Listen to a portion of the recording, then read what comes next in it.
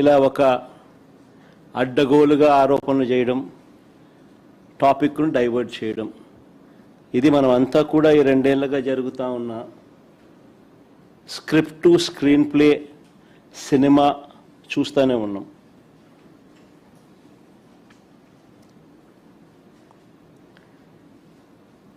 ఈ మధ్యకాలంలో చంద్రబాబు నాయుడు గారికి ఒక అంశం మీద ప్రస్తావన వస్తే చాలు ఆయన బీపీ పెరుగుతూ ఉంది.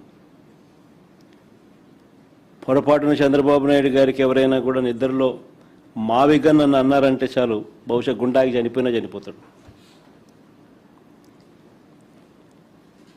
అంతగా ఆయనకు మావిగన్ అనే పేరు వింటే బీపీ పెరుగుతూ ఉంది. ఎప్పుడైనా మీరైనా పొరపాటున అనండి, ఎప్పుడైనా మావిగన్ గురించి మీ కమెంట్స్ ఏంటి సార్ అని.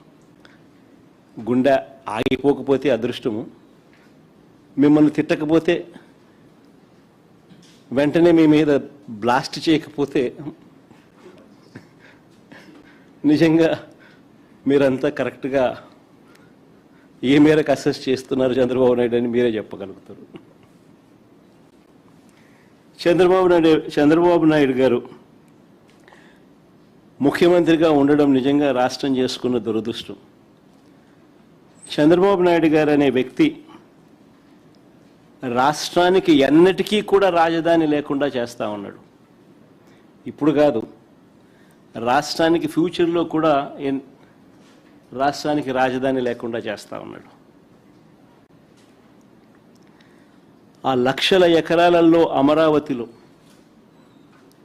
కేవలం రోడ్లు, డ్రైనేజీలు, నీళ్లు, కరెంటు, ఇటువంటి మౌలిక సదుపాయాలు ఇవ్వడానికే అక్షరాల 2 లక్షల కోట్లు ఖర్చు అవుతున్న పరిస్థితుల్లో ఆచరణకు సాధ్యం కాదని తెలిసి ఈరోజు చంద్రబాబు నాయుడు గారు తన స్కాముల కోసం మాత్రమే రాజధాని అని భ్రమలు కల్పిస్తూ రాష్ట్ర ప్రజలను మోసం చేస్తూ అడుగులు ముందుకు వేస్తూ ఉన్నాడు. సెల్ఫ్ ఫైనాన్స్ ప్రాజెక్ట్ అని ఇంతవరకు తాను చెప్పినవన్నీ కూడా దొంగ మాటలు అని చెప్పి తేలిపోయాయి. ఇప్పటికే అమరావతికి తెచ్చిన కమిట్ అయిన అప్పులు అక్షరాల 47,387 కోట్ల రూపాయలు. రాష్ట్ర ఖజానా నుంచి, అంటే రాష్ట్ర బడ్జెట్ నుంచి మరో 9,200 కోట్లు ఖర్చు చేయబోతా ఉన్నట్టు చూపుతా ఉన్నారు.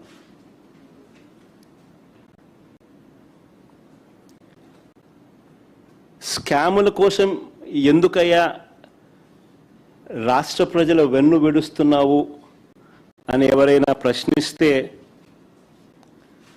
బీపీ పెరుగుతూ ఉంది.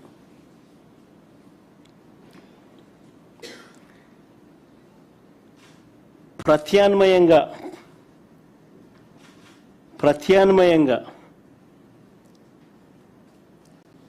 మోస్ట్ ప్రాక్టికల్గా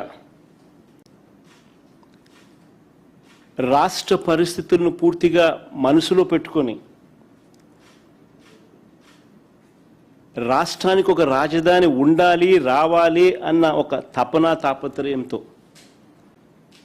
ప్రత్యామ్నాయంగా మచిలీపట్నం నుంచి విజయవాడ 70 కిలోమీటర్లు, విజయవాడ నుంచి గుంటూరు మరో 40 కిలోమీటర్లు, ఈ 110 కిలోమీటర్ల హైవేకు అటు ఇటుగా రాజధాని కారిడార్గా పెట్టమని మావిగన్ అని చెప్పి మేము ప్రతిపాదించినాం.